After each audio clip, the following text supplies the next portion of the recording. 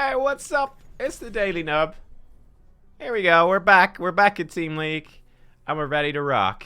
Oh, I need to click into the game. That's why it's kind of stuttering a bit. There we go. 30 FPS limit when tabbed out. Whoops, fixed it.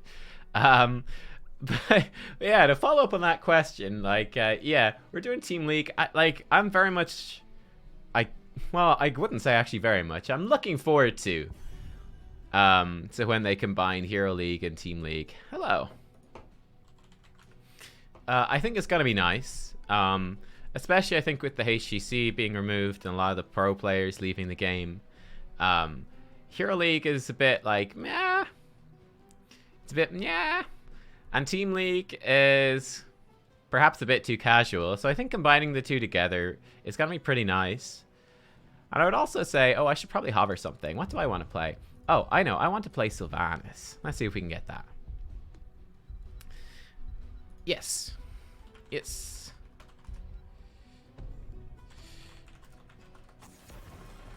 YouTube video too. So yeah, I think it would be nice for the game if they just combine the two together. I think it'd be pretty cool. Will it be perfect? No, of course not. But it'd be pretty cool. Yeah.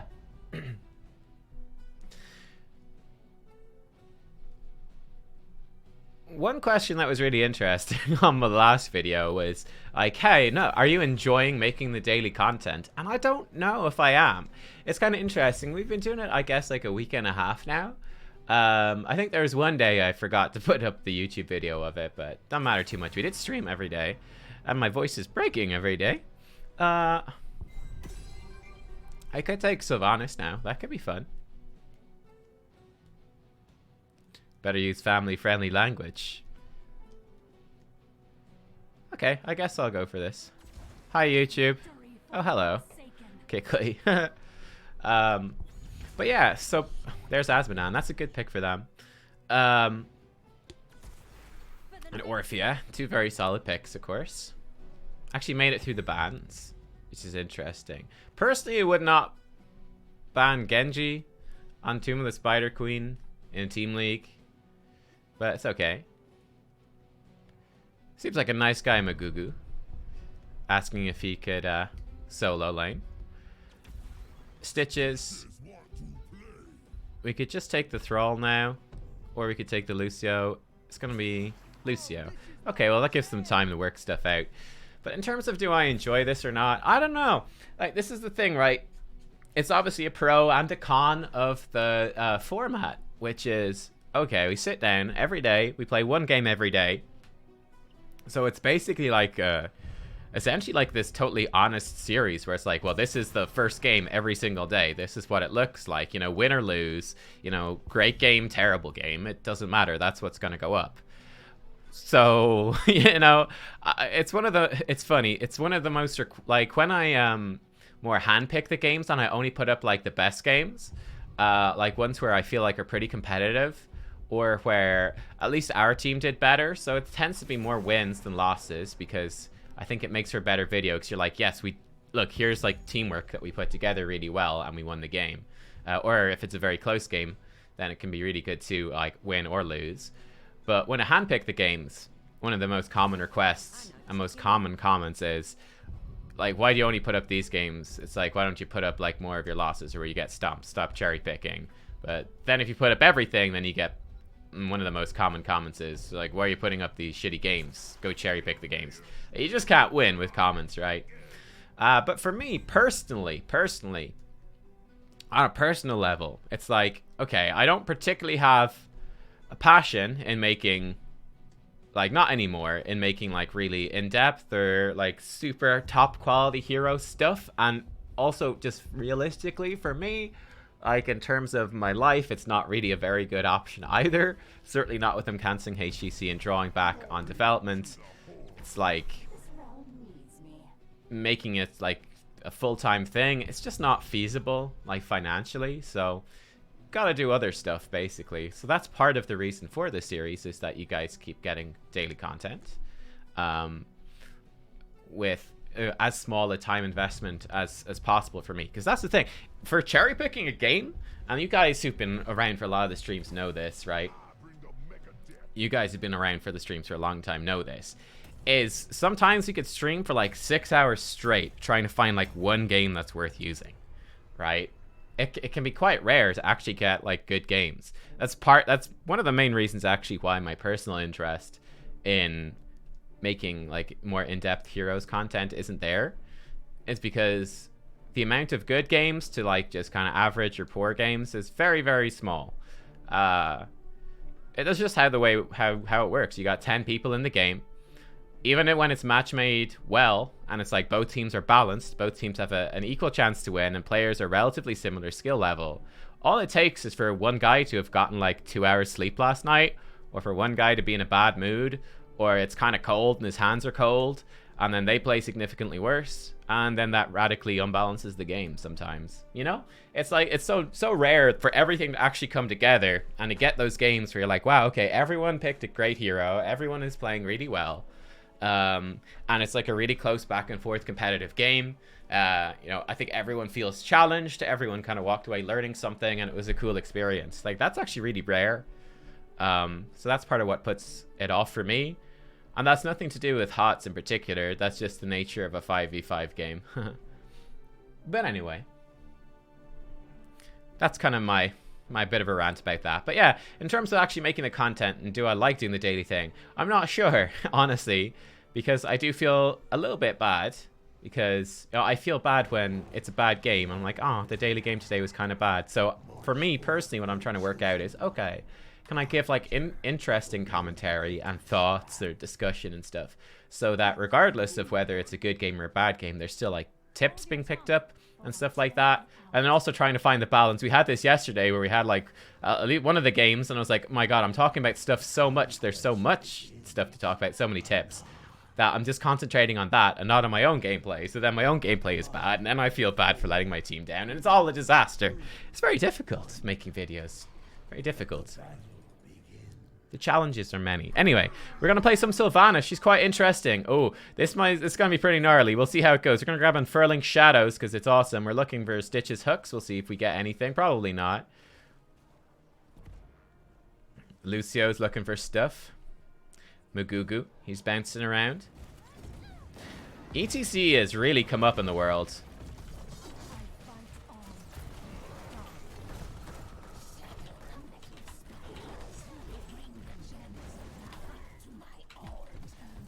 That was bad. She's actually almost dead, which is nice. She is dead. Lovely. Well, that was lucky. She went too aggressive, and we managed to sidestep her thing. So we're stacking up our quests as well. Basically, our goal here is to get our Shadow Dagger onto... Oh, ow. Or get our Shadow Dagger onto players that have 3 stacks of our thing, which we get from landing basic attacks, and then we can spread it around. CTC being rude. They don't really have any follow-up damage, though. We're not too worried. I'm actually going to tap. And we're going to commit. Not going to commit. We're going to come in here because the fight's still happening.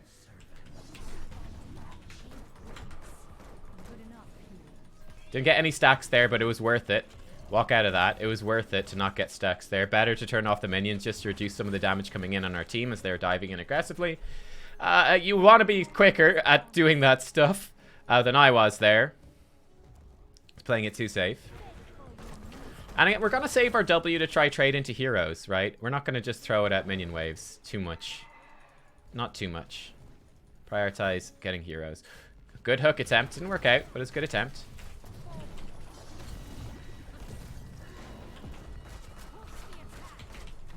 So still doing damage to the CTC. Now he can get out of here pretty easily.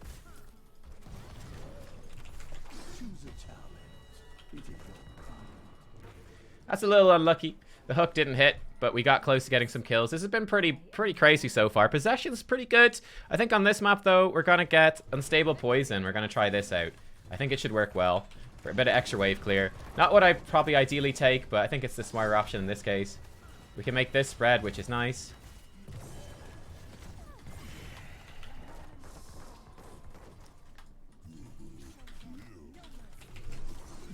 Yeah, this is definitely scary. I'm not going to die, though. Not quite. It's going to be close, but not quite dead. That gets pretty gnarly. That gets pretty gnarly. We'll get out of there, though. Oh, jeez. Oh, jeez.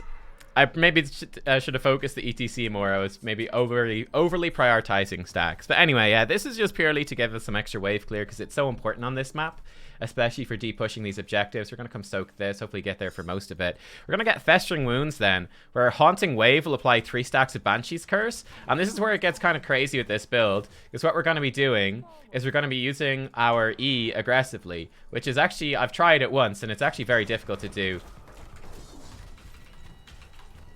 But it lets us get multiple stacks on the enemy team, which means that our...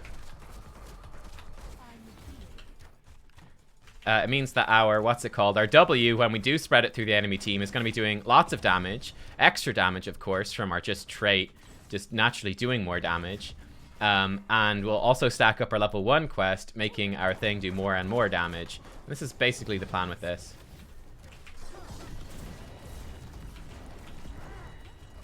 They have quite a lot of poke damage with their mages. Asmodan Dunk plus Orphea combo, when that hits us, it hurts. Luckily, we've got a very strong AoE healer in Lucio, and certainly once he gets the shield going, it shouldn't be too much of a problem. Thrall's finished his quest, that's good. Before the first objective is around about when you want to get that, if possible. I'm not in too much danger, I've positioned properly. They may be going for a turn-in. They may look for me, but I'm not too worried.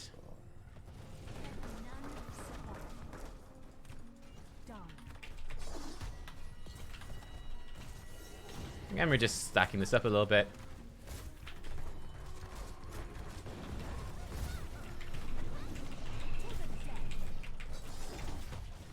So we want to hit her and spread that Shadow Dagger. There we go, it's spread. That's nice. I'm a little scared here, not too badly scared. I'm still quite healthy. You're going to soak this top lane, I guess. You know what, I'm actually going to push this aggressively. Can do it very quickly. She might try chomp on me. No, we're gonna do some nice damage to her though. We actually got web weavers. This is great. I walk back into the stomp. That's a mistake. Luckily, Lucio survived. Oh, he died to the Ana. Oh, Lucio, the long slow death. That's kind of rough. Happens to the best of us. Ah, fuck, man. I went way too deep there. That was a really good pick by them. I honestly thought I'd be safe. That's a pretty big mistake. That's a pretty big mistake right there. I was way too cocky. Underneath, beside our towers. Should have cast my E earlier. I was being greedy, saving it for that damage thing. This is going to be the biggest problem. Well, that's not the biggest problem. That's just bad play. But in advance, the biggest problem this game, especially dying when the objective's up as Sylvanas, not good. The biggest problem, this is nice though. It's a good push. Is going to be, because we want to use our E aggressively, it means, well, if we use E aggressively, what can't we do? We can't use it defensively. So in terms of safe mobility, which is, you know, they've got a lot of, like, aggressive mobility they can use against us. In terms of that, we're not going to have it. So it's going to get pretty scary, actually. I want to get us level 10. There's level 10. I'm on the way now. Going to get Wailing Arrow this game. Unfortunately, he died before we got level 10.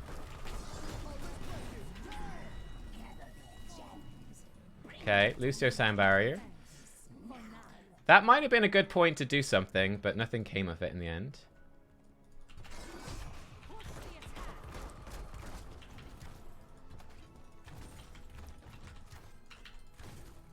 Okay, our wave clear's been quite unlocked now, which is good. That's what we're looking for. That's not good. Li Ming taken out.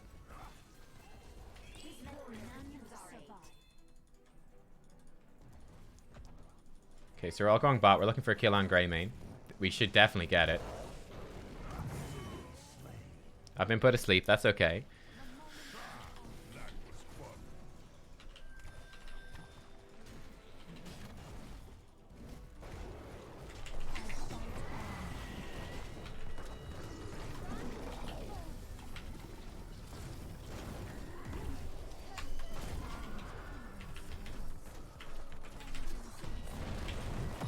Really nice. That silence did work there, boys. That was good. Enemy web weavers. Okay. Walk away from that. He's looking for mosh. Oh, he's got stage dive. He's not looking for mosh pit. Looking for mosh pit. Sound barrier soon. This is good. We got the wave clear. All right. Thrall's going to be like a team fighting monster soon. So this is all good. This is a big push, but nothing too worrying. Nothing we can't clear out very quickly with our particular composition. Up to 75 stacks. Again, it's a little bit low. We'd like to have more, but what can you do?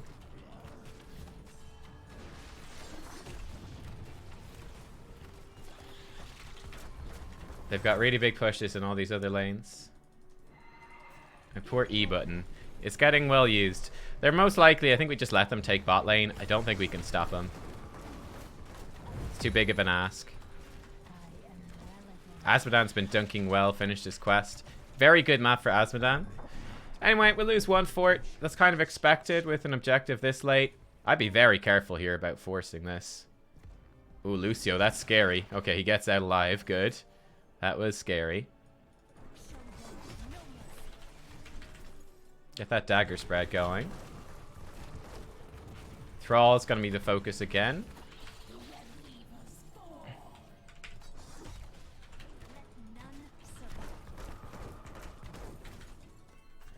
Okay, we'll just burn through that wave. We're going to come up here. 13 is close. I'm going to depush mid.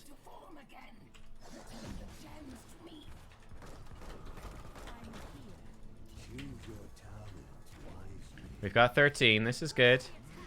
We're going to get Windrunner now, which is a big power spike again. Greymane looking for the bullet on me. He actually missed, which is good.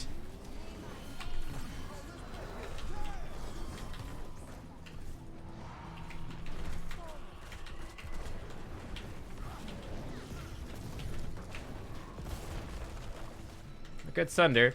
Didn't quite work, but it was a good idea. I thought he might be stage diving in there. He was not. This is gonna hurt, and it did. Lucio's healing us. Stay close. Get healed.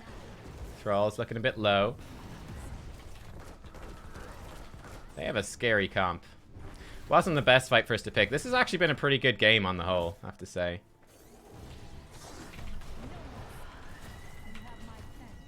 This is gonna hurt a bunch. I'm now scared of this. And Lucio and Li Ming both getting killed to the side. Yeah, it's not looking too good now. Our comp has not been doing too well. There's a cursed bullet. I'm gonna tap this just to try keep some position here on the map.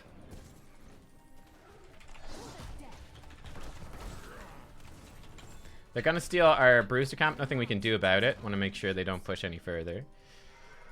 We could look for a hook over the wall. That's pretty much the best thing we could hope for here. Oh, they didn't steal it. Okay, that's good. Also, I think the key thing that one of the key mistakes I'm making is throwing my dagger at the first thing I see, which is not good. I'm not sure if we can stop them doing this. Thrall's nowhere near. Hook's not going to hit there. Okay. The enemy team is somewhere.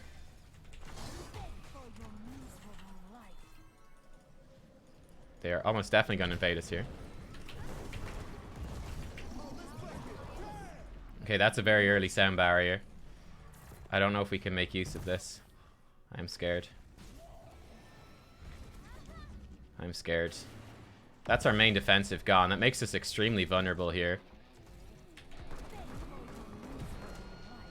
Okay, there goes the stage dive. Okay.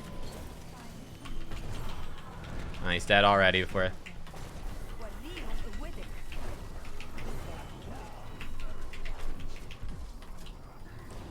Oh, the dunk gets me in the end. Okay. Well, we got one kill back, but we do lose like 3 people. They will get the gems. Good. Yeah, that fight, that was just a really, really bad sound barrier. The timing of that is very important. He basically needs to not get scared. Like, if we get hit by a dunk, or even the Orphea poke, it gets scary because you basically see the health bars go bam, and they get chunked down. You go, oh my god! Oh shit, they just like took off a bunch of our health bars, panic and press sound barrier. But that's the wrong way to use it. You want to save the sound barrier for when if they go for like a big engage off of that. I don't know if we can get a turn in now. We're very far away. That boss is very scary. Not going to the boss because we're not going to do anything with it yet. Enemy web. Okay, this is really bad. They should have absolutely gone for a turn in there. That actually puts us in a terrible spot now. Like, this is where I start getting extremely frustrated. I'm trying not to be negative, but this is the situation where I get extremely negative now. As it's like, that's such an elementary mistake. The enemy will go for the boss. That was a nice knockback from ETC. Saved me. Been put asleep. Should be fine. It's a big dunk. But again, we can chill.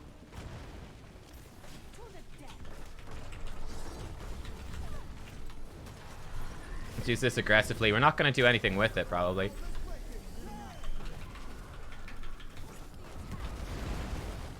Okay, nice sundering, I guess.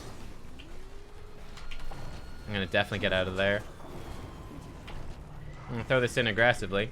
Not going to teleport to it, of course. Okay. Well, that was much better. Sound barrier. Much better timing, saving it for when we need it.